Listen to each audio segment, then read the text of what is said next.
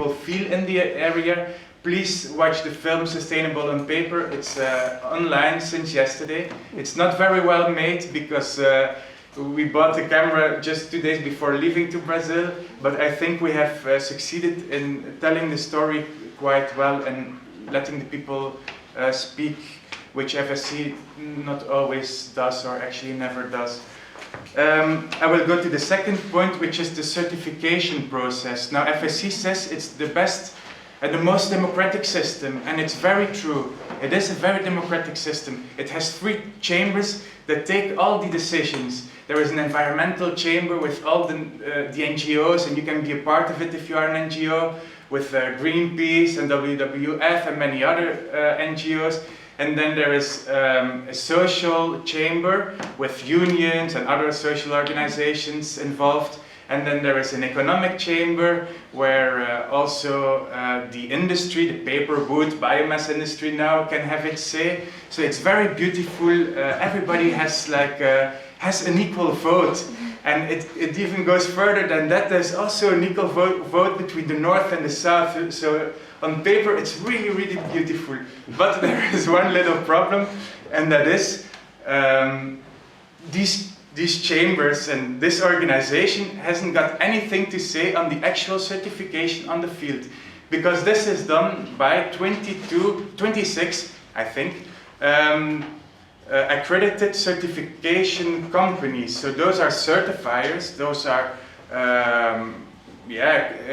companies that are accredited by FSC to do the certification of forest management units, as they are called, in the south or in the north or anywhere in the world. So if I am Veracel or any other forest company, I don't call FSC if I want an FSC label. I just look in the phone book and look for any certification body that can come to my place and do an audit in my forest. Now, these certifying bodies, they are companies, and they work in a competitive market. So you can see that there is some kind of a race to the bottom, because if I will ask you to come and do an audit, I'm not only asking you to come and do an audit, I'm asking you to give me an FSC label. So there is a very big conflict of interest between me, who wants an FSC label, and between you, who has to grant me that label. Or if not, I will just not have any clients.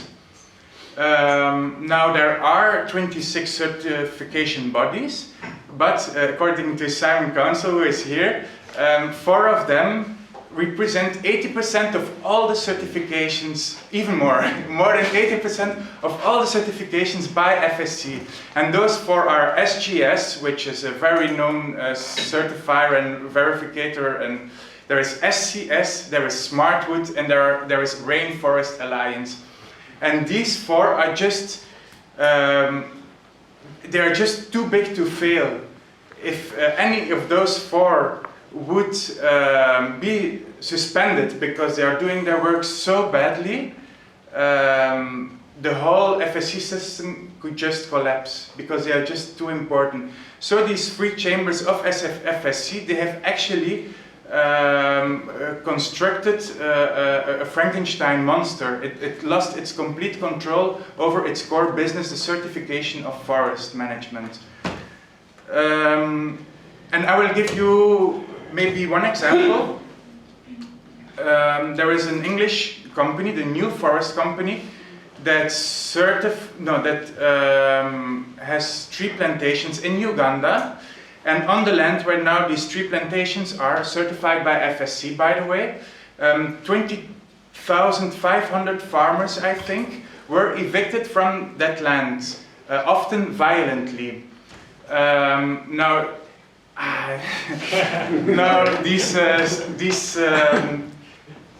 this certification body, SGS, it was actually exactly the same team that certified Veracel in Brazil. I read the certification audit because everything is very transparent within the FSC system. So I read the audit report, And it said that it's true, the illegal encroachers were evicted, and it all happened peacefully. Now, Oxfam last year, in an attempt to make a report on land grabbing, went to Uganda and checked and talked to the victims of these evictions. And they said that they were really forcefully forced to leave their land. Their houses were being destroyed, their crops were being destroyed, and they even had land titles. And in many countries, not only in Uganda, also in Brazil and in many countries in the south, you might have a piece of land with more than one land title, more than one person claiming it. But these certification bodies, what will they do? Of course, they will look at the interest of their client, and they will say that the land title of the client is the right one. So the others are the illegal encroachers. So they just copy-paste the words and the discourse of the client. And this we have seen in Brazil as well. So I have only 3 minutes left, I suppose. FSC was very upset with our film and with the article we wrote, and all the media was really very interested in it, and they talked about it, and we were on the radio, etc. And FSC was very angry, and it said, we have a perfectly well dispute resolution system. If you have any complaints, why don't you file a complaint? And many people in the south that have tried this, also Simon Council that has also, who has also been in complaints within this system, told us it will take a lot of time. It's very difficult to file a complaint, but we did. We had to experience this.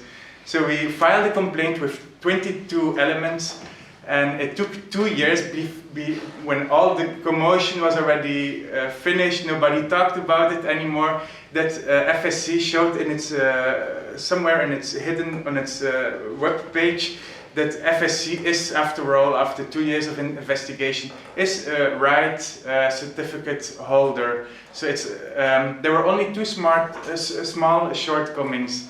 One was that the commuting of the forest workers wasn't paid correctly, and the other was that there was a poor stakeholder dialogue.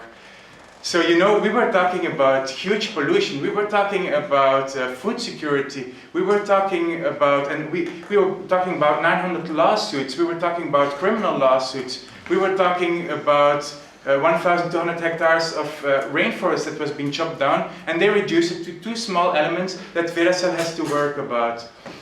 Now, Veracel is expanding.